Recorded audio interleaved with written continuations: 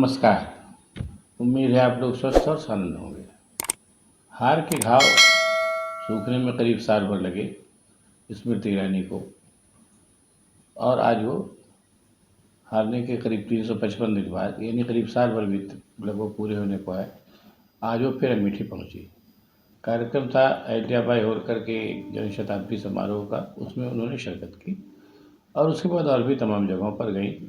एक परिवार में 3 लोग गंगा नदी में डूब के मर गए थे, उनके परिवार में भी गई, सांत्वना प्रकट की। ये सब उन्होंने किया और पुराने तमाम लोगों से मिली। साल भर से बंद अपने घर भी गई, उसके दरवाजे खुले, वहाँ भी लोग आए, सब काम हुआ और एक तरीके से उन्होंने करीब साल भर बाद से फिर से अमेठी की सुध ली। और वहाँ पहुँच कर के उन्होंने एक तरीके से बताया कि अमेठी उनका आना जाना लगा रहेगा। ये अच्छी बात है, लगा भी रहना चाहिए। हारने के बाद से चुनाव क्षेत्र छोड़ देने का कोई मतलब नहीं है।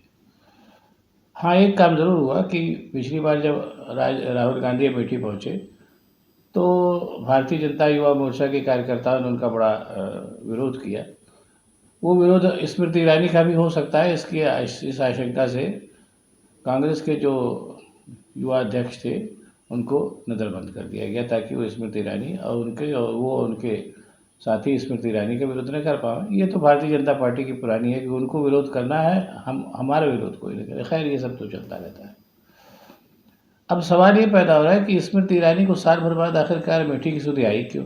ये भी बेसिक बात है। हालांकि तरीके से देखा जाए तो ये कोई बहुत बड़ा सवाल नहीं है, लेकिन जिस स्तर की नेता स्मृति ईरानी है और जैसे वो अपने रवैया दिखा चुकी है, उसके बाद ये सवाल बनता है। जैसे राहुल गांधी थे, वो लगातार अमेठी आते जाते रहते थे, चाहे चुनाव जीतते थे चाहे हारते थे, लेकिन स्मृति ईरानी के साथ ऐसा नहीं था। बहरहाल, अब चूँकि उनका चुनाव क्षेत्र रहा, एक बार वो जीती हैं, अभी पिछले साल बड़ी बड़ी अपमानजनक हार के बाद वो गई हैं और उसके बाद से उनका कोई न वक्तव्य आ रहा था, न कोई कुछ आया था। एक तरीके से वो राजनीतिक पटल से ही गायब सी हो गई थी। अब वो किस वजह से ऐसा हुआ था ये तो मुझे नहीं मालूम। इस वजह से जब वो एकाएक अचानक पहुँची अमेठी, तो ये सवाल उठना लाजमी है कि वो अमेठी में उनका क्या उसके अगला उद्देश्य क्या हो सकता है। अभी कयासी लगाया जा सकता है, क्योंकि भारतीय जनता पार्टी वैसे भी अपने सारे कार्यक्रमों को गोपनीय रखती है। अब ये स्मृति ईरानी सरीखी नेता क्यों अमेठी वापस पहुंची हैं, ये जो पूरा उनका प्रयोजन होगा, जाहिर सी बात है बिना प्रयोजन के तो वो पहुंची नहीं।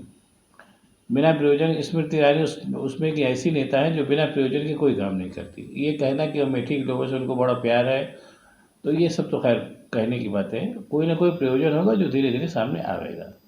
इसमें अब चूँकि बात चली है और वो अमेठी पहुँची है, इसलिए पुरानी बातें भी याद करना ज़रूरी है। ये वही स्मृति ईरानी है जिन्होंने कहा था कि 23 रुपये किलो चीनी में दूँगी, इस तरीके की झूठ बोल करके पिछला चुनाव जीती थी। और उन्होंने कहा कि इधर मैं 23 रुपये किलो चीनी मिलेगी, उधर आप ठप्पा लगाते जाइए, मोदी जी जिताइए, आपको 30 रुपये किलो चीनी मिलेगी।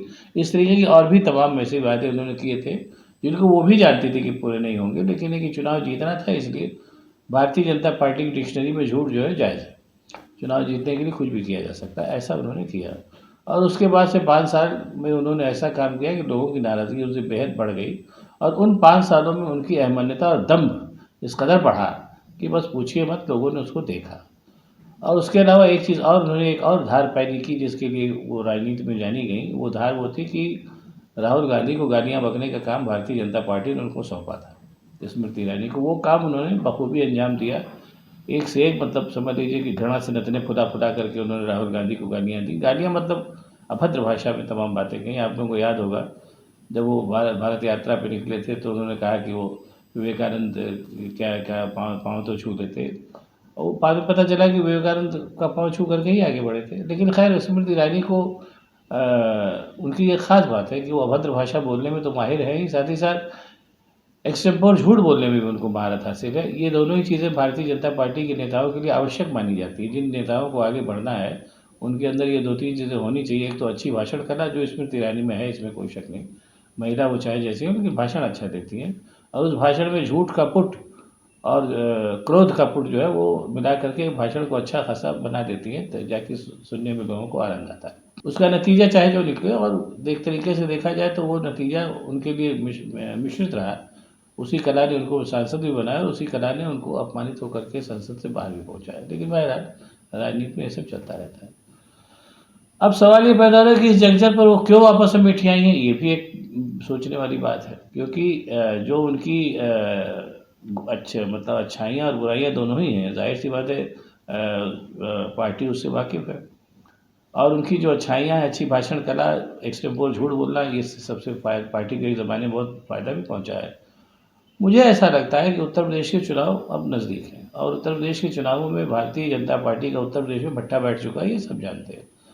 योगी जी की क्रेडिबिलिटी पूरी तरीके से ख़त्म हो गई है और एक अच्छा और योगी जी कठोर भाषण तो दे लेते हैं, वो ऐसा भाषण तो दे लेते हैं जो मतलब लोगों के को नाराज़ करे, लोगों में गुस्सा जताए, ये सब तो कर लेते हैं, लेकिन अच्छा भाषण वो भी नहीं दे पाते। अच्छा भाषण देने वालों का उत्तर प्रदेश की पूरी भाजपा में अभाव है। और मोदी जी भी अब बुढ़े हो रहे हैं, कहाँ कहाँ तक आकर के भाषण देंगे।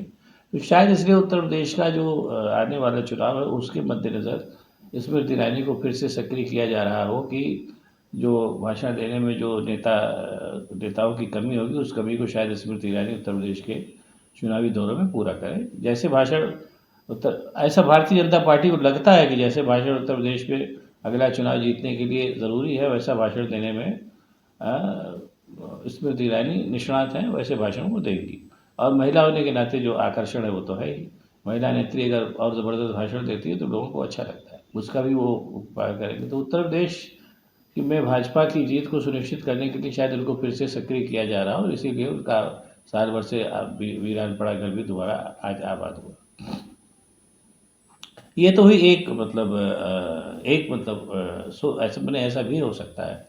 और दूसरे कि केंद्र में उनके लिए शायद कोई और रोल भारतीय जनता पार्टी ने सोच रखा हो। अब जाहिर सी बात है, कहने कोई सही दिखाने कोई सही, चुनावी राजनीति तो फिलहाल हिंदुस्तान में है ही। वो अलग बात है कि चुनावों में ज़बरदस्त धांधली हो रही है, चुनाव एक बेईमानी कर रहा है, लेकिन बहरहाल चुनाव हो रहा है।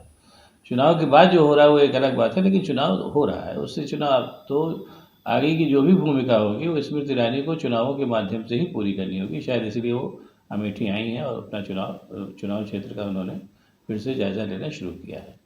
कुल मिलाकर के अब आप ये देखिए कि अब स्मृति ईरानी इतना तो अब तय हो गया कि साल भर जो उनके जो चुनावी हार के घाव सूखने के साल भर बाद अब स्मृति ईरानी फिर से सक्रिय हो गई है। हाँ, अब ये है कि वो किस भूमिका के लिए सक्रिय हुई हैं, ये अभी नहीं फिलहाल चल रहा है, बाद में पता चलेगा। अब वो इसमें इतना तय है कि वो भूमिका जो होगी वो भाषण देने से तो ज़रूर संबंधित होगी, चाहे वो भाषण जहाँ दें, चाहे जो भी उनको मिले, क्योंकि उत्तर प्रदेश में और वैसे भी जो भाषण देने की कला है, जिसमें झूठ हो, आडंबर हो और क्रोधित वो हो, ये सब सारी चीज़ें उस कला में स्मृति ईरानी माहिर है। तो ये जो जो भी भूमिका उनके लिए तय की गई, उस भूमिका में इस बार भाषण देना तो उनका बनता है। और वैसे भी केंद्रीय भूमिका में वो क्या भूमिका उनको दी जाएगी ये नहीं पता। कहा तो ये भी जा रहा था कि वो वाया राज्यसभा भी आ सकती है केंद्रीय भूमिका में, लेकिन जो भी हुआ वो नहीं पता। राज्यसभा में उनको नहीं लिया गया, वो नहीं गई, जो भी वजह रही ये तो कोई पता नहीं। लेकिन कुल मिलाकर के स्मृति ईरानी वनवास से बाहर निकली हैं, तो इतना निश्चित जानिए कि अब कुछ न कुछ होगा और जो होगा वो निश्चित रूप से देखने लायक होगा। बस इतना देखना ज़रूरी होगा कि अब की अगर इस बार की चुनावी भूमिका में और इस बार की पॉलिटिकल भूमिका में अगर स्मृति ईरानी अपनी पुरानी आदतों की वजह से फिर से चुनाव हार जाती हैं, तो ये फिर समझ लीजिए कि उनकी राजनीतिक पारी का अंत हो जाएगा, इतना निश्चित जानिए। अब देखिए, इतनी समझदार तो है ही कि पुरानी गलतियों से सबक लेंगी तो अच्छी बात, नहीं लेंगी तो कोई बात नहीं। अब आपको उम्मीद करता हूँ ये वीडियो पसंद आया होगा।